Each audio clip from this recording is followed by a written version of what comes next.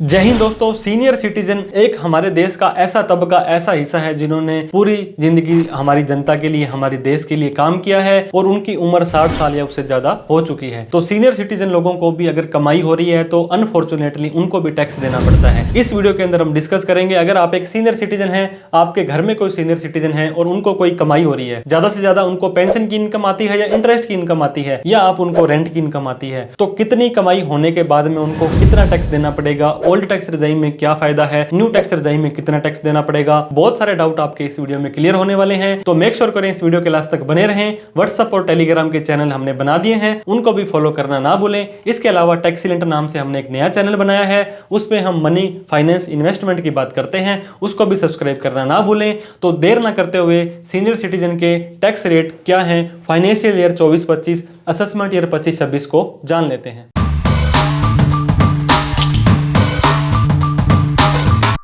तो दोस्तों, senior citizen को कितनी इनकम के बाद कब टैक्स देना है, क्या उनको टैक्स स्लैब एप्लीकेबल होने वाले हैं, फाइनेंशियल ईयर 24-25, असेसमेंट ईयर 25-26 के बारे में हम जान लेते हैं। सबसे पहले बात करेंगे 1/4/2024 से 31/3/2025 तक जो साल चलने वाला है दोस्तों, ये फाइनेंशियल ईयर 24-25 है।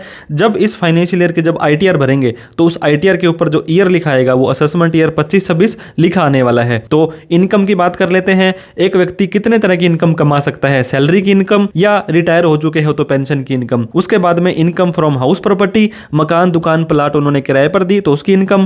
कैपिटल गेन, शेयर मार्केट में लेन देन किया जाए, कोई प्रॉपर्टी वगैरह बेची, वो कैपिटल मार्केट होता है। कोई माल बेच रहे हो, कोई सर्विस दे रहे हो, कोई बिजनेस कर रहे हो तो PGBP में आ जाएगा। इन चारों के अंदर जो नहीं आता है वो इस पांचवें के अंदर इनकम फ्रॉम अदर सोर्स में आ जाएगा। जिस तरह की आपकी इनकम होती है उसी तरह का ITR का फॉर्म आपको भरना होता है।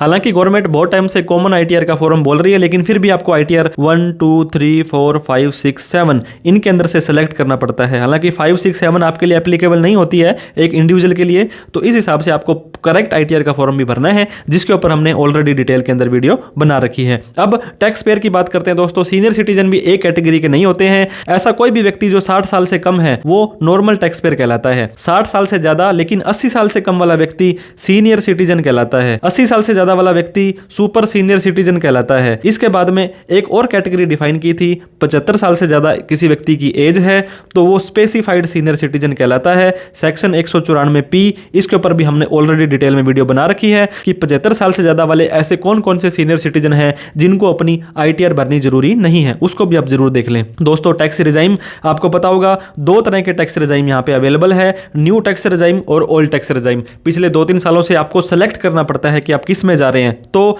अगर आप ITR 1 भर रहे हैं, पेंशन की इनकम, ब्याज की इनकम या शेयर मार्केट में आपने लॉन्ग टर्म शॉर्ट टर्म में किया, तो ITR 1 या 2 आपको भरनी पड़ेगी। और आपके पास ये ऑप्शन है कि आप हर साल इस रिजाइम को चेंज कर सकते हैं। मतलब अब आपने न्यू में भरा, अगले साल आप ओल्ड में भर दो, फिर आप न्यू में चले जाओ, ये आपके पास में ऑप्शन रहेगा। लेकिन ITR 3 या ITR 4 आप भरते हैं जो कि बिजनेस की इनकम होती है, तो उसको आपको न्यू टैक्स रिजाइम में जाना पड़ेगा। एक बार अगर आप ओल्ड में चले गए फिर आपको ओल्ड में ही रहना पड़ेगा। तो इस बात का ध्यान रखें, ITR 1 और 2 में हर साल रिजाइम चेंज कर सकते हैं, 3 और 4 में आपको एक ही बार मौका मिलने वाला है। अब न्यू टैक्स रिजाइम में हम बात कर लेते हैं टैक्स स्लैब की, टैक्स रिजाइम की। आपने बहुत बार सुना होगा दोस्तों कि 7 लाख रुपए तक तो कोई टैक्स नहीं है, 7 लाख रुपए तक क्या ITR भी नहीं भरनी है? ऐसा नहीं है। 7 लाख रुपए वाली लिमिट सिर्फ न्यू टैक्स रिजाइम के लिए है। और न्यू टैक्स रिजाइम में अगर आपकी इनकम 3 लाख से ज्यादा चली जाती है, चाहे आप सीनियर सिटीजन हैं, चाहे आप नॉर्मल व्यक्ति हैं, 60 साल से कम वाले हैं, तो आपको ITR भरनी जरूरी है। चाहे आपका टैक्स बनता है, नहीं बनता है, चाहे आपका TDS कट गया है, नहीं कट गया है, तो मेक श्योर करें ITR फाइल करना सुनिश्चित करें।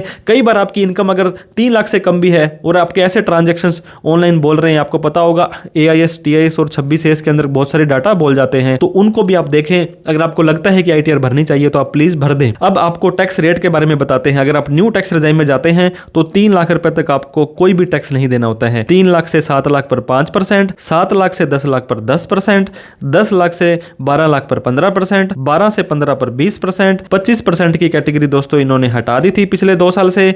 अगर आपकी इनकम 15 लाख से ज़्यादा है तो 30% टैक्स आपको देना पड़ जाएगा। अब देखो ये देखिए दोस्तों, यहाँ पे 7 लाख रुपए तक का भी टैक्स आपको पड़ रहा है, लेकिन आपको पता होगा सेक्शन 87A बोलता है जिस व्यक्ति की इनकम 7 लाख तक है उसका टैक्स हम जीरो कर देंगे। 7 लाख से ऊपर इनकम चली गई तो आपको 3 लाख रुपए की ही टैक्स फ्री इनकम यहाँ पे मिलने वाली है। अब टैक्स फ्री इनकम मैंने आपको बताया, या आपकी इनकम 7 लाख रुपए तक है तो आपका जो भी टैक्स बनता है वो 87A सेक्शन बोलता है उसकी हम आपको रिबेट दे देंगे, मतलब आपका टैक्स हो जाएगा जीरो। अगर आपकी इनकम 7 लाख रुपए तक है और 7 लाख से भी थोड़ी ज्यादा है तो भी आपको बेनिफिट मिलने वाला है। वो कैसे मिलने वाला है वो भी आगे डिस्कस हम कर लेते हैं। अब आपको पता होगा कोई भी रेंट की इनकम आ रही है और मान लीजिए फॉर एग्जांपल सिर्फ और सिर्फ रेंट की इनकम आ रही है और वो आपकी इनकम आ रही है 10 लाख रुपए, तो 10 लाख रुपए पर भी कोई टैक्स आपको नहीं देना है। कैसे? क्योंकि आपको पता होगा 30% की स्टैंडर्ड डिडक्शन आपको ओल्ड में भी मिलती है, न्यू में भी मिलती है। तो अगर आप ये घटाते हैं तो आपकी इनकम रह जाएगी 7 लाख रुपए, और 7 लाख रुपए तक मैंने आपको बताया कोई भी टैक्स नहीं देना है। अगर आपकी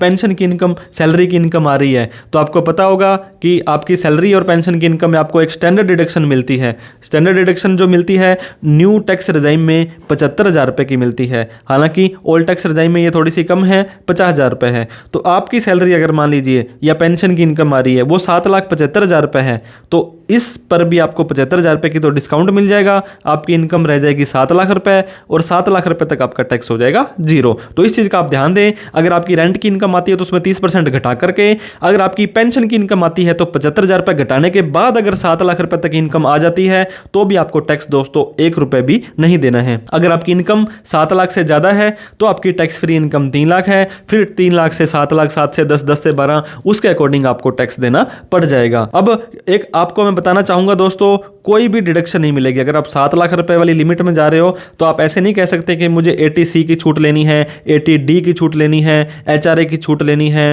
होम लोन की छूट लेनी है, ये कुछ भी नहीं आपको नहीं मिलेगा। ये देखिए मैंने आपको लिखा 80C से 80U, HRA, home loan, donation, कोई भी डिडक्शन एग्जाम्पशंस की छूट आपको पता है न्यू टैक्स रजाइम में आपको नहीं मिलेगी। लेकिन 7,75,000 रुपए तक की पेंशन की इनकम, ब्याज की इनकम या रेंट की इनकम 30% घटाने के बाद आती है तो आपका टैक्स जीरो हो जाएगा। लेकिन कई बार आप स्पेशल इनकम कमा लेते हैं। स्पेशल इनकम क्या होती है? जिन पे कि 5%, 10%, 15% इस तरह का टैक्स नहीं लगता है, उनके ऊपर एक स्लैब रेट के अलावा एक स्पेशल इनकम होती है तो स्पेशल रेट लगते हैं। अगर आपने short term capital gain, share market में कोई पैसा लगा रखा था और 12 महीने से पहले उसको बेच दिया तो इसके ऊपर आपको 20% टैक्स देना पड़ेगा।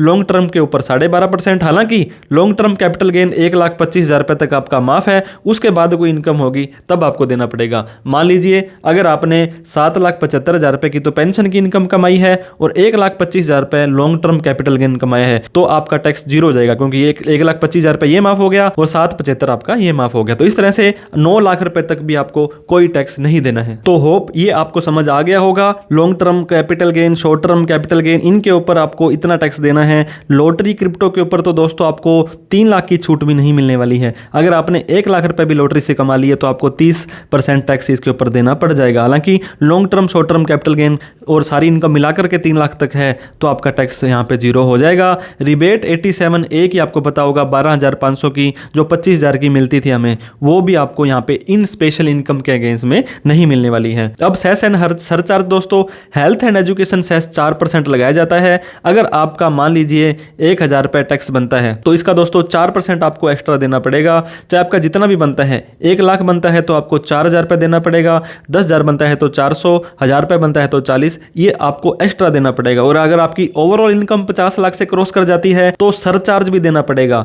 मान लीजिए आपका इनकम है 1 करोड़ रुपए तो उसके ऊपर दोस्तों सरचार्ज देना पड़ेगा, फिर हेल्थ एंड एजुकेशन सेस देना पड़ेगा, फिर आपको इसके ऊपर टोटली टैक्स आपका इस तरह से बन जाने वाला है। सरचार्ज, नीड टू पे, आपको ये चीजें क्लियर हो गई हैं। 87A की रिबेट दोस्तों, कोई भी स्पेशल रेट की इनकम थी, मैंने आपको बताया long term capital gain, short term capital gain, crypto, D, इस तरह की इनकम आपकी आ रही है तो 3 लाख रुपए की आपकी जो रिबेट है वो आपको यहाँ पे 25,000 रुपए की नहीं मिलने वाली है। आपकी इनकम जो है long term, short term capital gain में तो 3 लाख तक की रिबेट वैसे मिल जाएगी आपको, पेंशन और उसके अलावा। लेकिन लॉटरी क्रिप्टो के में आपको 0 रुपए की जो टैक्स की फ्री की लिमिट आपको मिलने वाली है। तो होप आपको ये डाउट क्लियर हो गया होगा। एडवांस टैक्स आपको पता होगा, जिस किसी व्यक्ति का 10,000 से ज्यादा का टैक्स पूरे साल के बाद में बनेगा तो उसको पहले से ही भर देना है। अगर दोस्तों आप सीनियर सिटीजन हैं और आपकी बिजनेस की इनकम नहीं आती है, मतलब ITR 3 या 4 आप नहीं भर रहे हैं, तो आपको एडवांस टैक्स भरने की भी कोई जरूरत नहीं है। अब हम बात कर लेते हैं ओल्ड टैक्स रिजाइम की। हालांकि ओल्ड इज गोल्ड कहा जाता है, लेकिन ये पर्सन टू पर्सन पे डिपेंड करता है।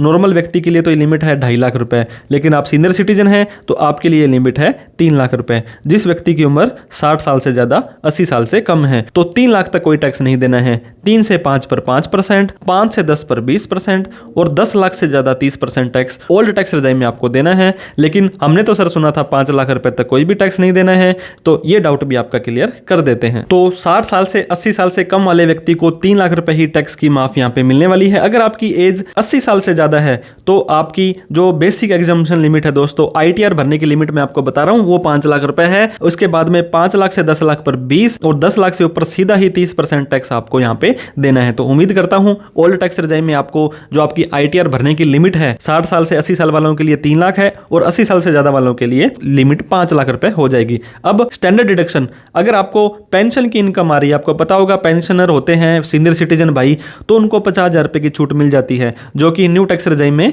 75,000 रुपए की मिलने वाली थी। कोई भी रेंट की इनकम आती है तो ओल्ड में भी 30% छूट थी सीधी ही, और न्यू में भी 30% की छूट है। डिडक्शन और एग्जम्पशन आपको पता 80C से लेकर के 80U, 80D, HRA, home loan, बहुत सारी डिडक्शन की छूट आप यहाँ पे ले सकते हैं। तो ये बेनिफिट आपको ओल्ड टैक्स रिजाइम में मिलेंगे। कोई भी स्पेशल रेट की इनकम थी उस पर स्पेशल टैक्स रेट लगेगा। लॉन्ग टर्म कैपिटल गेन पर आपका दोस्तों 12.5%, यहाँ पर भी पहला 1.25 लाख रुपए आपका माफ हो जाने वाला है। शॉर्ट टर्म कैपिटल गेन पर आपका लगेगा 20%, लॉटरी क्रिप्टो वगैरह पर लगने वाला है आपका 30% टैक्स। और बाकी जो इनकम है आपकी पेंशन की इनकम, ब्याज की इनकम, रेंट की इनकम, उसके ऊपर आपको टैक्स स्लैब के हिसाब से टैक्स देना पड़ जाएगा, जो आपकी ये टैक्स स्लैब है। अब बात कर लेते हैं 87A रिबेट की। रिबेट होती है ऐसा कोई भी व्यक्ति जिसकी इनकम 5 लाख रुपए तक है तो सरकार कहती है 12,500 रुपए का टैक्स आपका माफ हो जाएगा, मतलब no tax up to 5 lakh रुपए। तो 5 लाख रुपए तक कोई भी टैक्स नहीं देना है आपको।